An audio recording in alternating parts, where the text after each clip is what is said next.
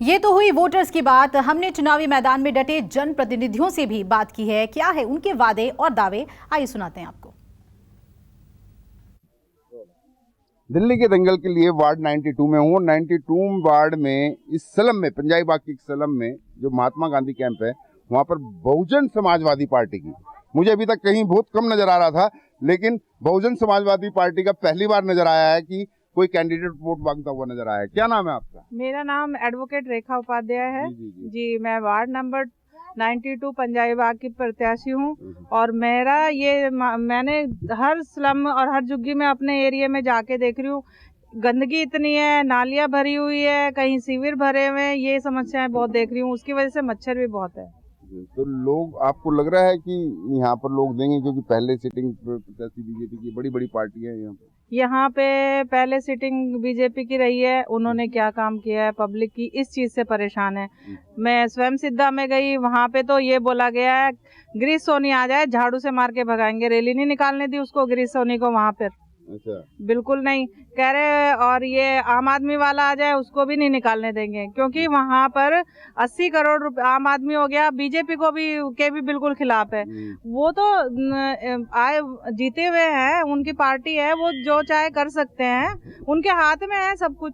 अब भाई हम जैसे हमारी पार्टी तो कभी आई नहीं आज तक दिल्ली में, तो हमारे हाथ में तो कुछ रहा ही नहीं। कोशिश कर रहे हैं, हालांकि बहुजन समाजवादी पार्टी के नेता भी कोशिश कर रहे हैं। पंजाबी बाग वार्ड 92 में, यानी 92वें नंबर में मैं इसमें हूँ। अभी आपको मैंने पंजाबी बाग का एरिया दिखाया है, क्लब रोड का। वहीं कांग्रेस की प्रत्याशी हमें नजर आ गई है, शिवानी मेहंदी रत्ता कांग्रेस की प्रत्याशी हैं और सबसे युवा प्रत्याशी हैं इस वार्ड में, क्योंकि जो बाकी के वो प्रत्याशी हैं उनमें सबसे युवा प्रत्याशी मुझे यही नजर आ रही हैं। शिवानी जी वोट मांग रही हैं, लेकिन हालात देख रही हैं, ये देखिए, अगर मैं दिखाऊं आपको, ये आप देखिए कितनी बुरी गंदगी है यहाँ पर, किस हालात में ये स्लम वाले लोग रह रहे हैं। और सामने दीवार खड़ी कर दी है, उस साइड बंगलो है, पॉश एरिया है। तो कितना ज्यादा भेदभाव क्यों हो रहा है इन लोगों से? शुक्रिया आपका, आपने बिल्कुल सही हमारा परिचय कराया कि हाँ, शायद हम ही वो युवा पीढ़ी की एक महिला हैं जो इस फील्ड में आई हैं।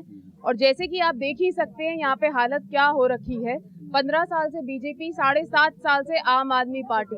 हम युवा पीढ़ी होने के कारण अब इस मैदान में उतरे हैं कि शायद अब हम कुछ परिवर्तन कर लाएं, शायद अब हम लोगों की सोच बदल पाए और हम साथ मिलके समर्थन करके कुछ कर पाए। ये आपने गंदे नाले जो खुदे हुए हैं, हम यहाँ पे जब घूम रहे हैं वोट मांगने के लिए, लोगों से हमें पता चल रहा है कि आम आदमी पार्टी ने सीवर तो खुदवाया, पर सीवर के बाद और हमारी समस्या बढ़ा दी। हम सच कह रहे हैं या नहीं? वो पानी अब सारा बाहर आता जा रहा है, गंदगी मचती जा रही है। कौन है पहले? हमारा प्रत्याशी यहाँ पे पूर्वा साकलती, जो हमारे यहाँ से बीजेपी की जीती हुई थी, उसने कभी नहीं आई हमारे एरिया के अंदर। और वो हाल है, पानी फूट फूट के गलियों से बाहर निकल रहा है, सीवर बड़े पड़े हैं, नालियां भरी पड़ी है, ना कोई सफाई कर्मचारी आता। शिवानी जी, कितनी परेशानी है इन लोगों को? हम तो जी देखिए, किसी के बारे में हम अपनी टिप्पणी रखने नहीं आए हैं, हम एक ही मुद्दा उठाकर आए हैं, being in the young generation, corruption free and the development. Corruption free जी, आप सबको पता होगा, नगर निगम में ही ऐसे भ्रष्टाचार शुरू होते हैं जो आगे जाके बढ़ते ही चले जाते हैं।